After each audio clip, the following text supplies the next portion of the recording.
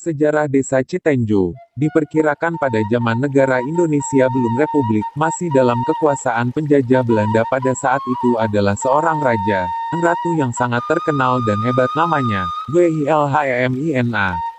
Pada zaman penjajahan Belanda itulah selama 350 tahun, 5 abad, para sesepuh, Buyut Citenjo mengajukan pada Kuu Cibingbin agar dapat mempunyai kuu sendiri, mandiri, rahasia atau sebab yang menjadi permohonan dan keinginan Citenjo bisa pisah, mekar, dari desa Cibingbin dan berkehendak mempunyai kuu sendiri adalah karena Citenjo sering dibohongi apabila ada tuntutan dari Pagusten dan Kanjeng Bupati yaitu dipinta upeti dengan 10 kerbau dan kerja bakti semuanya dipojokkan khusus pada Citenjo.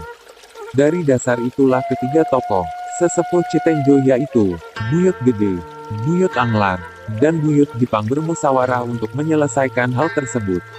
Buyut Jipang mengutarakan usulnya supaya Citenjo pisah dari desa Cibingbin. Ide tersebut disetujui oleh Buyut Gede dan Buyut Anglar. Tapi yang menjadi permasalahan saat itu, siapakah yang sanggup dan bertanggung jawab menjadi kuunya? Pada akhirnya Buyut Jipang mengatakan bersedia dan sanggup menjadi kuu kalau dipilih oleh masyarakat. Setelah adanya musyawarah itu diadakan pemberitahuan pada penduduk desa Citenjo yang jumlahnya saat itu hanya 60 orang, yang terdiri dari 18 orang sikep dan lebihnya orang biasa, anak-anak termasuk balita. Luas wilayah desa Citenjo pada saat itu hanya kurang lebih 15 ha yang batas-batasnya sebagai berikut. Sebelah barat, Lebak, anak sungai Ciwentang. Sebelah selatan, mata air Etuk Curug terus ke timur sampai ke Blok Cangkuang desa Cibingbin, terus ke timur sampai Lebak Cangkuang, ke utara sampai Lebak Cingklung, Bengkok Juru Tulis terus ke barat sampai dengan Makam. Sebelah timur, Bengkok Juru Tulis Blok Cingklung. Sebelah utara, Lebak, anak sungai Ciwentang. Buyut Gede beserta tokoh yang lainnya pada suatu waktu menghadap ke Juragan Kuu desa Cibingbin, dengan maksud memohon untuk pisah, mekar dari desa Cibingbin. Menanggapi permohonan para tokoh dari Citenjo, Juragan Kuu Cibingbin kembali bertanya kepada para tokoh yang ada, apakah Citenjo sanggup kalau memisahkan diri dari Cibingbin desanya tidak mempunyai bengkok tangsi. Dan pada saat itu juga para tokoh sepakat menyatakan sanggup dan bersedia dengan alasan yang akan jadi kuu desa Citenjo adalah Buyut Jipang yang sudah terkenal dengan kekayaannya, jalma jegut. Menindaklanjuti permohonan itu, Juragan Kuu Cibingbin membuat surat permohonan dan pemberitahuan pada tingkat kabupaten, sehingga beberapa waktu kemudian datang surat balasan yang isinya pihak kabupaten akan menyurvei dan meriksa ke Citenjo. Suatu saat yang memeriksa akhirnya datang, penduduk Citenjo semuanya berkumpul di alun-alun desa Cibingbin siap untuk diperiksa oleh tingkat kabupaten yang dipimpin langsung oleh Kanjeng Bupati didampingi oleh kontrolir dan keresidenan.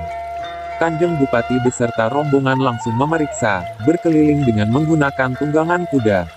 Kanjeng Bupati lalu bertanya kepada Juragan Kuu Cibingbin, mana penduduk Citenjo yang asli, ada berapa jumlahnya sampai-sampai ingin memisahkan diri dari desa Cibingbin dan ingin mempunyai kuu sendiri.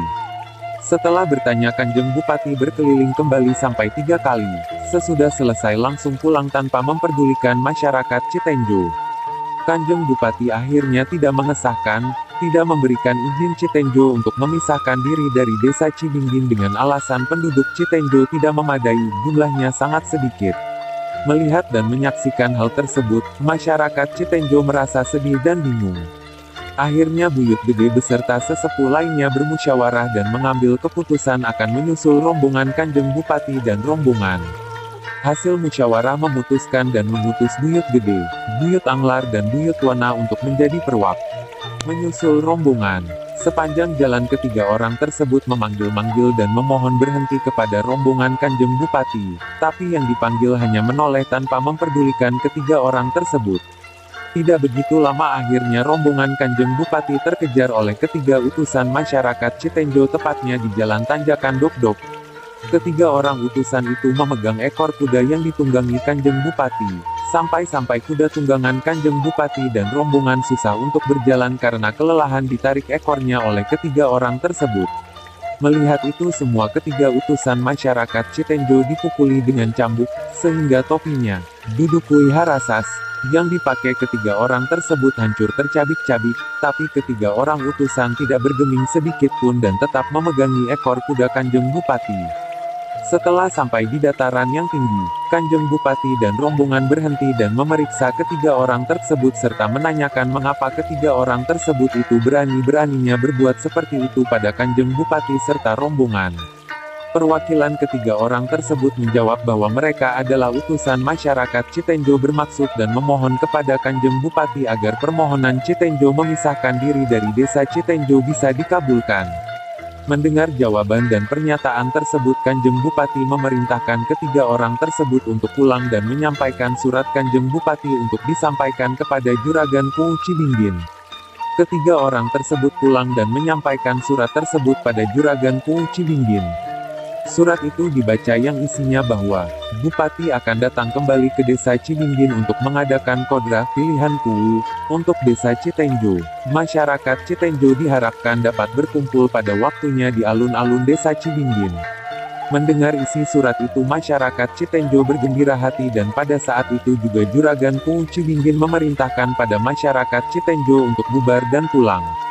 3 bulan setelah pertemuan itu, datang keputusan dari Kanjeng Bupati agar masyarakat Citenjo berkumpul di alun-alun Cibingbin untuk melaksanakan pilihan Kuwu kodrah dengan calonnya yaitu Buyut Jipang sendiri. Keesokan harinya masyarakat Citenjo sudah berkumpul di sebelah timur alun-alun Cibingbin dan memisahkan diri dari masyarakat lainnya. Kanjeng Bupati akhirnya datang didampingi oleh kontrolir dan residen. Kanjeng Bupati bertanya pada masyarakat Citenjo, siapa yang akan mencalonkan menjadi Kuwu desa Citenjo? Dan dijawab oleh masyarakat dengan serempak bahwa yang menjadi calonnya adalah Buyut Jipang. Kanjeng Bupati lalu bertanya pada Buyut Jipang, "Hai Jipang, apakah sampeyan rela dan ikhlas bila menjadi Kuwu tanpa mendapatkan upah tangsi?" Buyut Jipang menjawab, "Saya rela dan ikhlas demi masyarakat desa Citenjo." Setelah mendengar begitu, selanjutnya Kanjeng Bupati memerintahkan pada Buyut Jipang supaya duduknya pindah ke arah timur laut alun-alun Cibingbin, dan Buyut Jipang pun melaksanakannya. Melihat Buyut Jipang berpindah tempat duduknya, maka masyarakat Citenjo pun mengikuti Buyut Jipang dengan serempak, tidak seorang pun masyarakat yang tinggal. Lalu Kanjeng Bupati memerintahkan kembali pada Buyut Jipang supaya berpindah duduk ke arah yang lain, dan selalu diikuti oleh seluruh masyarakat Citenjo. Begitu terus sampai 3 kali pindahan.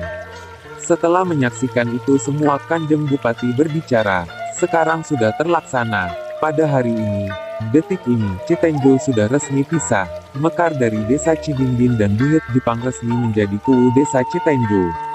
Selanjutnya Kanjeng Bupati berpesan kepada Buyut Jipang agar segera mengangkat pamong desa sebagai pembantunya, dan itu semua diserahkan sepenuhnya kepada Buyut Jipang sebagai Kuwu desa Citenjo.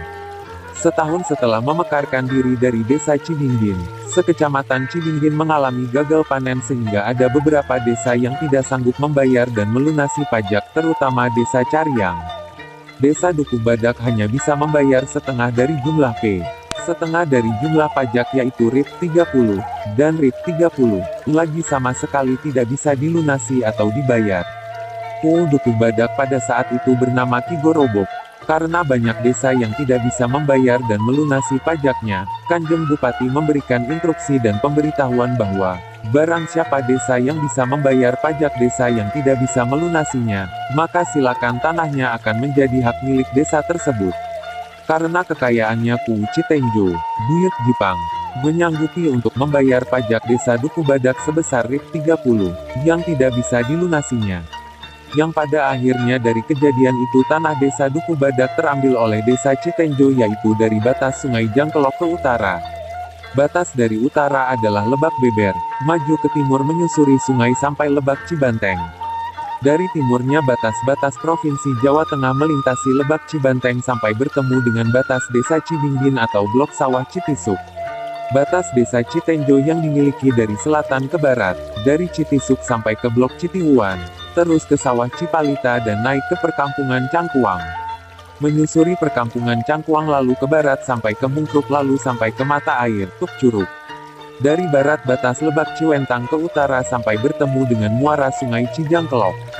Kuwu pertama, Buyut Jipang, adalah keturunan orang Cibingbin. karena bapaknya orang desa Cidinggin dan ibunya adalah orang desa Citenjo. Bapaknya Buyut Jipang adalah orang yang kaya raya, gebut, sehingga apabila ada biaya atau pungutan dari tingkat kabupaten selalu dibiayai dari bapaknya yang kaya raya. Buyut Jipang mempunyai seorang anak perempuan bernama Nokwaritem, makanya sampai saat ini dikenal ada tokoh desa Citenjo yang bernama Buyut Waritem.